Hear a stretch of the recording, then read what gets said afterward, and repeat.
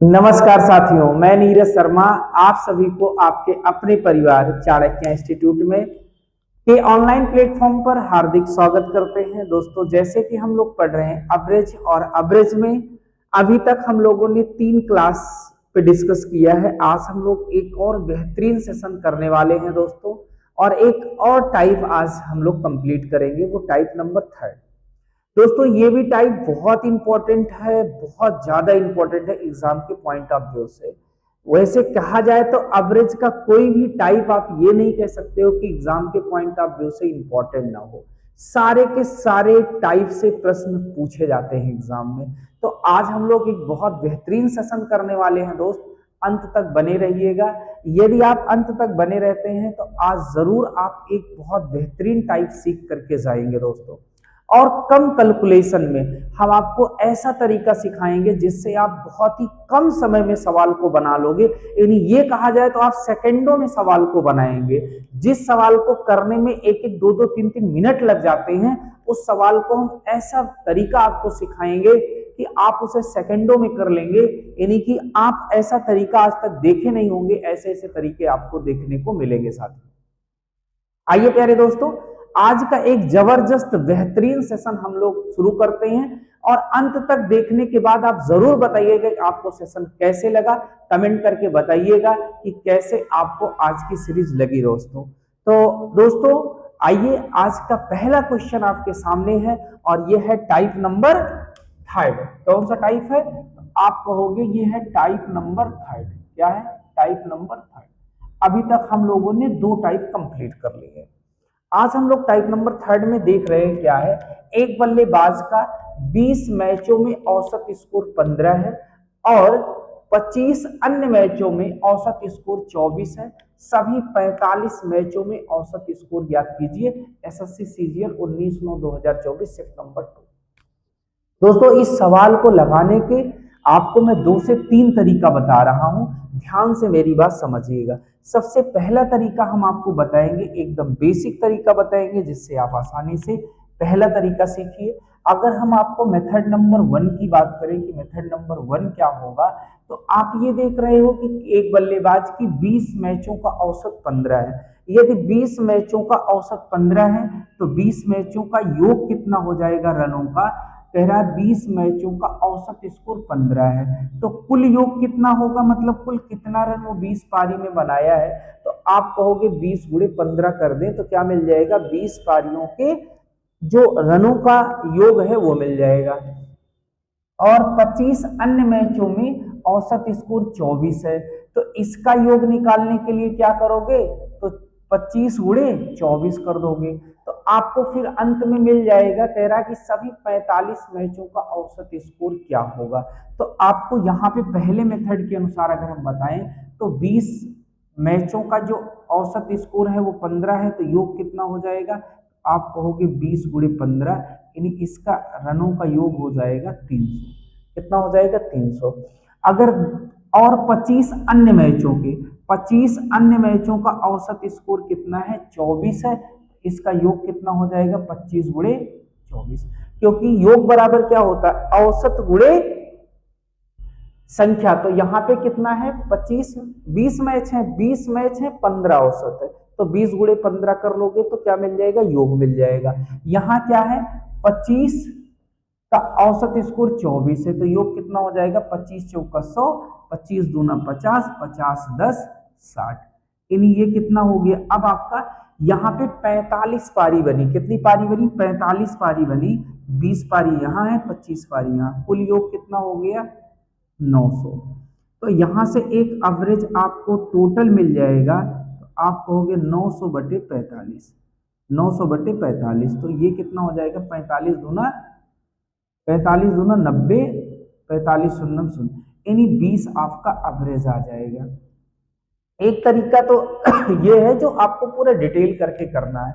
दूसरा तरीका हम आपको बता रहे हैं, अब आपको क्या तरीका अप्लाई करना है। दूसरा मेथड अगर हम बताएं तो दूसरा मेथड ये है कि आप इसको डेविएशन से लगाइए।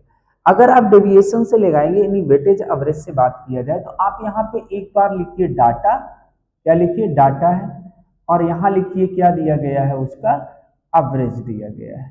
ठीक, आपके पास 20 मैच हैं जिसका औसत स्कोर कितना है 15 है, और यहां आपके पास 25 मैच है जिसका औसत स्कोर क्या है 24 है।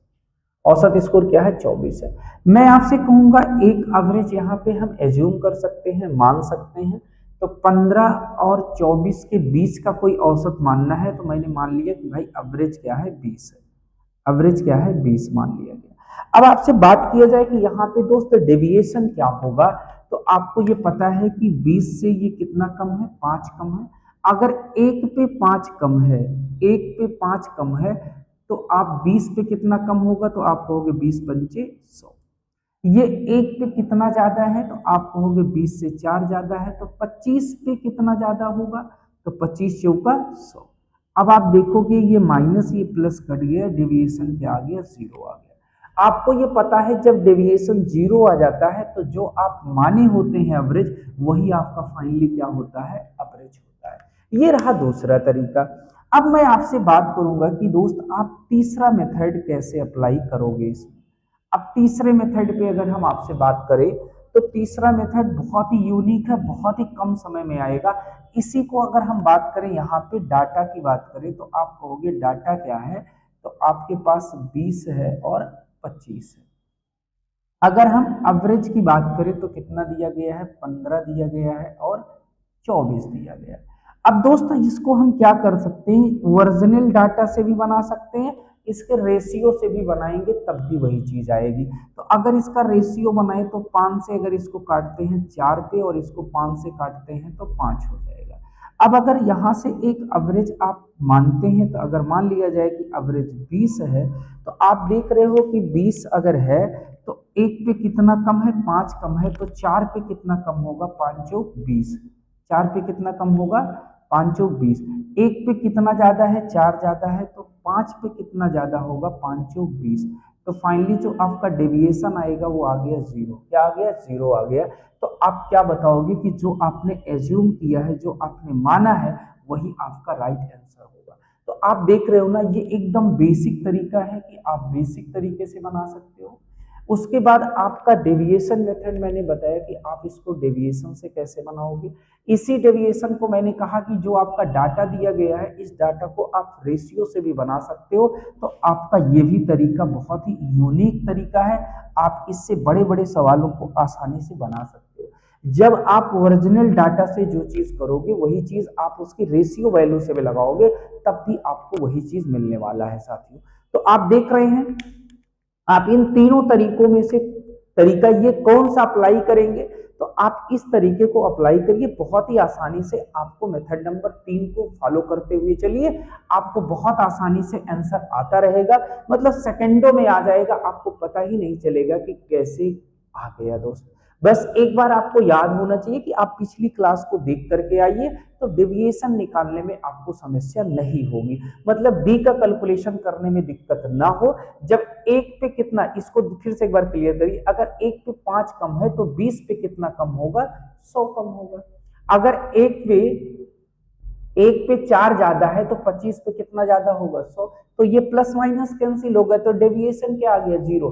अगर डेविएशन 0 आ गया तो जो आप माने होते हैं वही आपका क्या कहलाता है एवरेज कहलाता है। यहाँ की अगर बात किया जाए तो आप यहाँ पे मैंने कहा जो चीज आप डाटा से निकालोगे वही चीज आप किससे निकाल सकते हो, वही चीज आप उसके रेशियो से बनाओगे तब भी वही चीज आएगा। तो आपने यहाँ देखा रेशियो बना लिया, यानी 5 से काट लिया तो 4 हो गया और 5 हो गया, डाटा आसान हुआ। आपने एक एवरेज माना 20, 20 से 5 कम है तो 4 पे कितना कम होगा 5 चौक 20। 1 पे 4 ज्यादा है तो 5 पे कितना ज्यादा होगा 5 चौक 20। प्लस माइनस कैंसिल हो गया, यानी डी का मान 0 आ गया, और जब डी का मान 0 आ गया तो आप जो माने हो वही आपका फाइनली क्या कहलाएगा एवरेज कहलाएगा। कोशिश यही है कि आपको ये चीजें समझ में आ जाए। ये तो बहुत आसान बात है, आपने यहाँ योग निकाला है 20 गुणे 15 करके तो 300 आ गया, 25 गुणे 24 करके तो 600 आ गया। अब आपके पास कुछ कितनी पारी हो गई 45 पारी हो गई। 45 पारी का स्कोर जो रहा है वो टोटल कितना रहा है 900 रहा है, तो एवरेज क्या रहा होगा 900 बटे 45 बराबर 20 रहा होगा। ये आपका एकदम बेसिक है, ये आप डेविएशन से लगा रहे हो। इसको डेविएशन में आप रेशियो कैसे लगा करके बनाए हैं आप ये चीज देख पाए। आइए भी आगे जैसे जैसे हम लोग बढ़ेंगे बहुत ही आसानी से चीजें एकदम क्लियर होती ये तो उसके बाद भी कहीं से कोई दिक्कत है तो आप बताइए। अगर आप डेली पढ़ते हैं और रेगुलर क्लास को देखते हैं तो हमें नहीं लगता है कि आपको कहीं से कोई दिक्कत आने वाली है। आइए दोस्तों अगला प्रश्न देखते हैं। सेम उसी प्रकार से ये भी प्रश्न है, ध्यान से देखेंगे, बहुत कम समय में आप अभी से बना लेंगे। यदि 3 मैचों में एक क्रिकेटर का औसत स्कोर 38 है और अन्य 2 मैचों का औसत स्कोर 23 है तो सभी 5 मैचों का औसत स्कोर क्या है? एसएससी फेज 12 26/6/2024 शिफ्ट नंबर 3 में प्रश्न पूछा गया है। तो आइए दोस्तों देखते हैं क्या है। कह रहा है यदि 3 मैचों में एक क्रिकेटर का औसत स्कोर, तो 3 मैच में जो औसत स्कोर है वो कितना है? 3 मैचों का औसत स्कोर क्या है दोस्त? 38 है और अन्य 2 मैचों का औसत स्कोर क्या है? 23 है। तो आपके पास जो डेटा दिया गया है वो क्या है?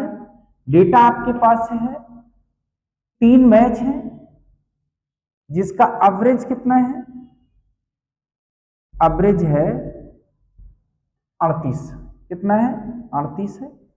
और आगे क्या कह रहा है? 2 मैचों का, आगे 2 मैचों का जो एवरेज है वो क्या है? 23 है। अब मैं आपसे कहूंगा यहां से एक एवरेज आप मान लीजिए। एवरेज हमने मान लिया, वो क्या मान लिया? 38 और 23 के मध्य में मान लेते हैं। ऑप्शन आपके पास जो है आप देख रहे हो 32 से 30 है, 34 से 36 है, तो मैंने मान लिया चलो भाई एवरेज 30। क्या मान लिया? 30। अगर एवरेज 30 मान लिए तो डी क्या होगा? अब डी का कैलकुलेशन आप करते हैं तो यहां से क्या करना है? 30 से ये कितना ज्यादा है? 8 ज्यादा है। अगर 1 पे 8 ज्यादा है तो 3 पे कितना ज्यादा होगा? 8 त्रिक 24। कितना ज्यादा होगा? 8 त्रिक 24। ये 1 पे कितना कम है? 7 कम है। तो 2 पे कितना कम होगा? 7 दूनी 14। अब फाइनली इन दोनों का जो डिफरेंस होगा, यानी 24 में से 14 जब माइनस होगा तो क्या आ जाएगा? +10 आएगा। अब +10 जब डी आया है तो इसको कितने लोगों में बांटना है? तो 3 2 5, यानी 5 से इसको क्या करोगे? डिवाइड करोगे तो 5 दूनी 10, यानी आपका जो फाइनली एवरेज आने वाला है वो क्या हो जाएगा? 32। 2 इसमें जुड़ जाएगा और क्या आ जाएगा? 32 आ जाएगा। यानी कि आप बताओगे कि आपका ए ऑप्शन क्या है राइट आंसर। मैंने क्या कहा? फिर से मेरी बात ध्यान से समझिएगा। यहाँ पे इसका रेशियो बनाया नहीं जा सकता क्योंकि 3 और 2 का रेशियो 3 और 2 ही होगा। तो आपने ये देखा कि जो आपका डेटा था वो 3 मैच में कितना था? एवरेज 38 था। अगले 2 मैच में कितना था? 23 था। तो मैंने कहा इसके बीच का एक एवरेज आपने मान लिया, एज्यूम कर लिया। क्या कर लिया? 30। अब 2 बातें, जैसे इसमें बस एक बात का ये ध्यान देना होता है कि आपको एक एवरेज मानना होता है, दूसरी बात का ये ध्यान देना होता है कि आपको डी का कैलकुलेशन करना है, मतलब डेविएशन निकालना है। डेविएशन कैसे निकालोगे? ये 30 से कितना ज्यादा है? 8 ज्यादा है। तो 1 पे 8 ज्यादा है तो 3 पे कितना ज्यादा होगा? 8 त्रिक 24। ये दोस्त कितना? 1 पे 7 कम है तो 2 पे कितना कम होगा? 7 दूनी 14। अब 24 में से 14 घटेगा 10 आएगा, पॉजिटिव केस में आएगा। इसका मतलब इसको कितने में बांटना है? 3 2 5 में, 5 से भाग कर दिया, 2 आ गया। अगर डी का मान प्लस आया है तो आप क्या करोगे? जो आपने एवरेज माना है उसी में क्या करोगे? प्लस कर दोगे, यानी आपका ए ऑप्शन क्या हो जाएगा? राइट आंसर हो जाएगा। जैसे जैसे आगे बढ़ेंगे चीजें एकदम क्लियर होंगी भाई। बस मैंने आपको बताया है कि एक एवरेज आप मानिए, मानने के बाद डी का कैलकुलेशन करिए। आपको कोई कार्य बहुत लंबा नहीं है, बहुत छोटा कार्य है। 2 बातों का ध्यान रखना है, एवरेज मानना है, एवरेज मानने के बाद आपको क्या करना है? वहां से डी का कैलकुलेशन करना है। किसका कैलकुलेशन करना है? डी का। डी पॉजिटिव केस में आता है तो क्या करोगे? जितना डाटा है उससे क्या करोगे? डिवाइड करोगे, जो आएगा उसी से क्या कर दोगे? इसमें ले जाकर के आप ऐड कर दोगे दोस्त। ठीक है, आगे बढ़ते हैं, अभी चीजें और अच्छे से क्लियर होंगी, बने रहिए लास्ट तक। आइए दोस्तों एक और बहुत बेहतरीन प्रश्न आपके सामने है, इसको भी देखते हैं क्या है और कैसे इसे सॉल्व करेंगे। जॉन 20 किलोग्राम गेहूं 30 रुपए प्रति किलोग्राम की दर से और 30 किलोग्राम गेहूं 50 रुपए प्रति किलोग्राम की दर से खरीदता है, उसका औसत मूल्य ज्ञात कीजिए। आइए दोस्तों, तो आप ये देख रहे हैं जो आपके पास डेटा दिया गया है वो क्या है? तो आपके पास डेटा है दोस्त 20 किलोग्राम का औसत मूल्य कितना है? एवरेज है 30 रुपए प्रति किलोग्राम है। और जो आगे आपसे कह रहा 30 किलोग्राम, मतलब ये है 30 किलोग्राम, ये 50 रुपए प्रति किलोग्राम की दर से है। मतलब जो आपने देखा, जो आपके पास डेटा था वो क्या था, 20 किलोग्राम, जिसका एवरेज मूल्य कितना था, 30 रुपए प्रति किलोग्राम था, और 30 किलोग्राम गेहूं का एवरेज मूल्य कितना है, 50 रुपए प्रति किलोग्राम। तो मैंने कहा इसके बीच का एक एवरेज आप मान लीजिए। यदि आप, मैं बात करूं यहां से, मैंने एक एवरेज मान लिया भाई कि एवरेज हमारा 40 है, ठीक है। अब अगर हम बात करें कि आप इसको क्या करेंगे भैया, 20 और 30 है, इस डेटा का आप रेशियो बना लीजिए, 0 से 0 काट लीजिए और आसान कर लीजिए। अब ये हो गया 2 और ये हो गया 3। अब आपने एक देखा ना कि यहाँ पे 40 है, अब आपका 40 से ये कितना कम है, क्योंकि डी आपको निकालना पड़ेगा, डेविएशन निकालेंगे, तो डी से ये कितना कम है, तो मतलब एवरेज जो आपने माना है इससे ये कितना कम है, तो कितना कम है दोस्त, तो आप कहोगे 10 कम है। कितना कम है, 10। अगर 10 कम है एक पे, तो 2 पे कितना कम होगा, तो यहां से डी आ जाएगा 10 दूना 20 आ जाएगा, ठीक है भाई। आगे देखो, इससे ये कितना ज्यादा है, तो आप कहोगे 10 ज्यादा है। कितना ज्यादा, 10। तो 3 पे कितना ज्यादा होगा, 10 तिहाई 30। तो जो डी आएगा वो क्या आ जाएगा, ये क्या है, +30 है, ये क्या है, -20 है। इसका अंतर कितना आएगा, तो आप कहोगे 10, यानी डी का मान क्या आया, +10।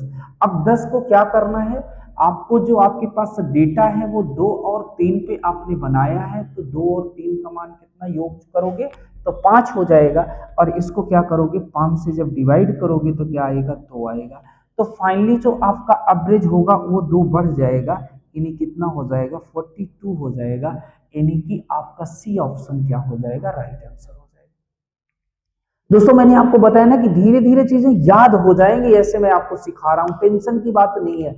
बस केवल एक बात याद रखना है, सबसे पहले आपने क्या लिखा, देखो फिर से एक बार कंफर्म करिए, सबसे पहले आपने डेटा लिखा, उसका एवरेज लिखा, इसके बाद आपने ये देखा कि डेटा का रेशियो बना लिया, अगर बन रहा है बना लिया गया, क्योंकि मैंने आपको पहले ही क्लियर करा दिया, जो चीज रेशियो से आएगी वही इसके ओरिजिनल वैल्यू से भी आएगी। तो आपने क्या किया, इसका बना लिया रेशियो डेटा का। उसके बाद आपने दूसरा स्टेप में मैंने आपको बताया आपको एक एवरेज मानना है। जैसे ही आपने एवरेज मान लिया उसके बाद आपको क्या करना है, आपका डेविएशन निकालना होगा। डेविएशन कैसे निकलेगा, तो आपने जो एवरेज माना है उससे आप ये देखिए कि ये कितना कम या ज्यादा है, तो यहाँ पे ये 10 कम था, तो 1 पे 10 कम, तो 2 पे कितना कम हो जाएगा, 10 दूना 20। ये 1 पे कितना ज्यादा है, 10 ज्यादा है, तो 3 पे कितना ज्यादा हो जाएगा, 30। तो आप यहाँ पे एक चीज देख रहे हैं कि 30 और 20 ये प्लस में है या माइनस में है, तो +10 आ जाएगा इसका अंतर। ये कितने लोगों में बटेगा, 3 2 5, 5 से भाग कर दिए 2 आया। अगर डी का मान पॉजिटिव केस में आएगा तो जो एवरेज आपने माना है उसमें क्या होगा, 2, जितना आपका डी है उतना बढ़ जाएगा। अगर ये निगेटिव आएगा तो उतना क्या होगा, घट जाएगा।